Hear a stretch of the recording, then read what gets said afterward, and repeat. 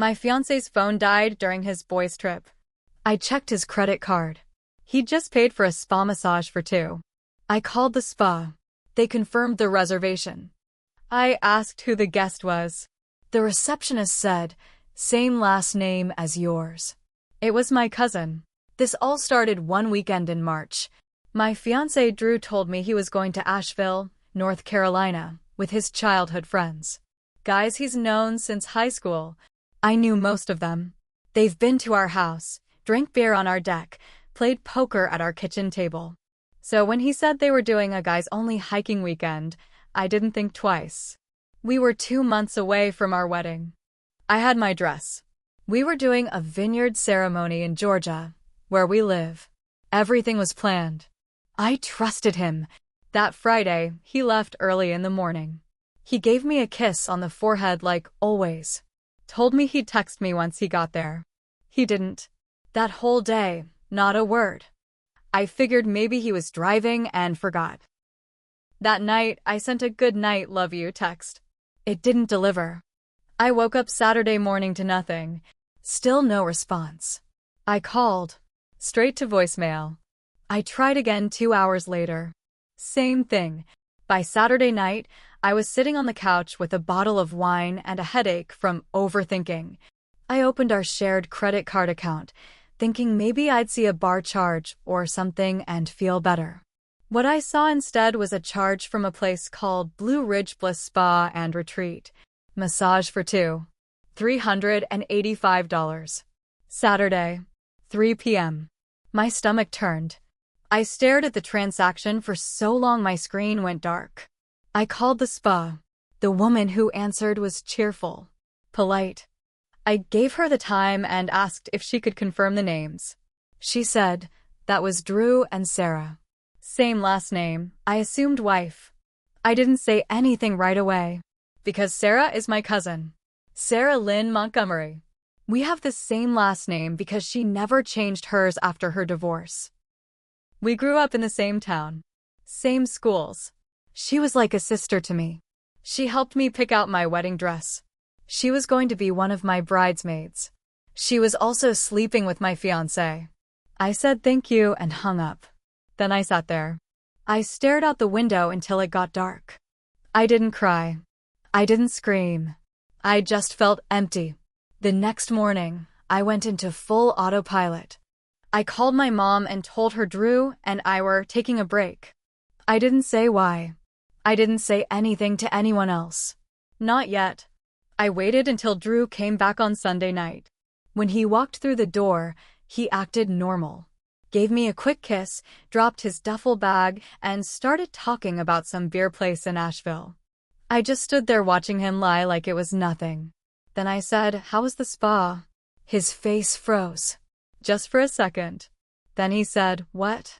"The spa. Saturday at 3. Blue Ridge Bliss." He looked down. The guys bought it as a joke. Just a foot thing. We all did it. I said, "So why was Sarah there?" He looked up at me fast. His face went pale. I didn't say another word. I went to the bedroom, locked the door, and didn't let him in. I cried for the first time that night. And then I started planning. I didn't sleep that night. I lay in bed while Drew sat outside the door for hours, knocking gently, whispering, "Please just talk to me," over and over. He knew I knew. And I knew he was lying. The next morning, I packed a bag and drove to my friend Rachel's house across town. She offered me her guest room. I didn't tell her everything, just said I needed a few days away. While I was there, I went through everything in my head 1,000 times. The past 6 months. All the times Drew said he had to work late. The sudden gym obsession.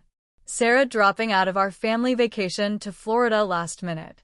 Her weird, awkward silence when we talked about the bachelorette party. It all started making sense. But I still didn't have proof. I only had the spa. I needed more. So I called my cousin Amanda. She's the one who never liked Sarah. Always said she was shady. I told Amanda everything. And then I asked her for a favor. I need to get into Sarah's phone. You think you can help me? Amanda didn't hesitate. She still keeps her backup on iCloud. I'll try to get in through her email. I gave Amanda the details I remembered: Sarah's birthday, high school mascot, name of her cat. Amanda was a tech nerd in college. It took her 3 hours. That afternoon, Amanda sent me 62 screenshots. Texts between Drew and Sarah going back almost 8 months. Some were flirtatious. Some were straight up sexual. One from Drew said, "I wish I'd met you before her." But the worst part wasn't the sex. It was the planning. They talked about moving in together. After the wedding. They were planning to continue the lie until the wedding was over, until Drew got half of my inheritance, since my parents were paying for the house we just bought in my name. That's when it got real. This wasn't just a betrayal. This was theft. They were playing me. And they were doing it for money. And that's when something in me snapped. I went home that night. Drew was still there. I guess he thought I was going to calm down. Come back. Let it go. I walked in, tossed the screenshots on the table, and said, "You're going to regret everything." He tried to grab my arm. I stepped back and said, "Don't touch me." Then I walked out. But I wasn't done. I had one more person to visit. Sarah. Sarah lived in a small condo on the east side of town. I hadn't been there in months. The last time I visited, we drank wine and looked at Pinterest boards for my wedding decor. She had smiled the whole time, knowing she was sleeping with the groom. I knocked on her door around 9 p.m. She opened it wearing one of Drew's old college t-shirts. I recognized it instantly. It had the faded yellow logo of the Georgia Bulldogs on it. He used to wear it to bed. My blood boiled. She looked shocked when she saw me. "Hey, I didn't know you were." I stepped inside without asking. "I know everything," I said. "The spa, the texts, your little plan with Drew. I saw it all." Her face dropped. She didn't even try to deny it. "I didn't mean for it to happen," she whispered. "Didn't mean to screw my fiancé behind my back for 8 months?" I asked. She opened her mouth, closed it, then said, "It wasn't like that. I cut her off. You were going to let me marry him. You were going to stand next to me in that dress and pretend to be family while stealing my life." That's when she got defensive. "He said he didn't love you. He told me you were cold, controlling, that you didn't support his dreams." I laughed loud. "His dream is to play Xbox and live off my parents' money. Was that part of the plan too?" She said nothing. I turned to leave. But before I did, I gave her one last look. "You'll regret it. Both of you." Then I left. But the real twist? That night, Amanda sent me another text. "Hey, I kept digging. You're gonna want to see this."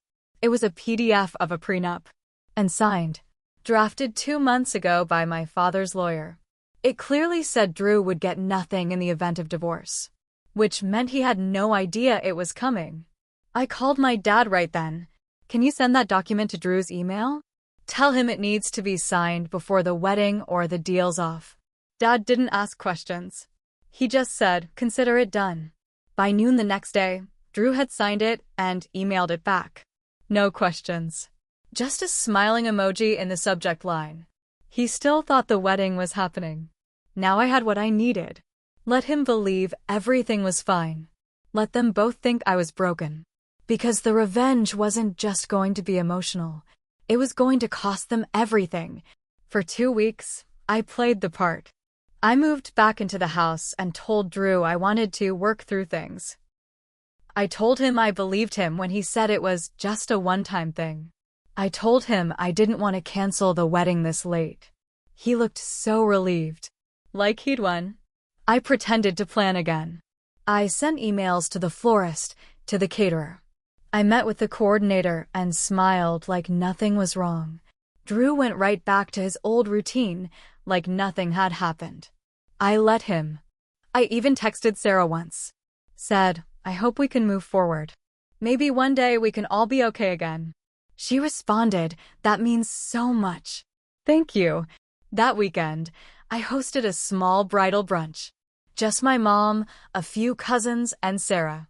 She came in a white dress like she thought she was starring in a soap opera. Smiled the whole time. I let her sit beside me while I opened gifts.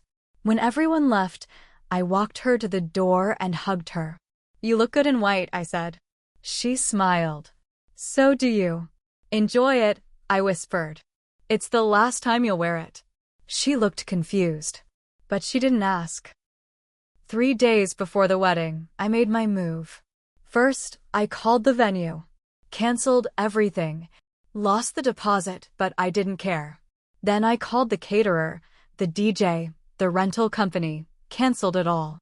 I didn't tell Drew.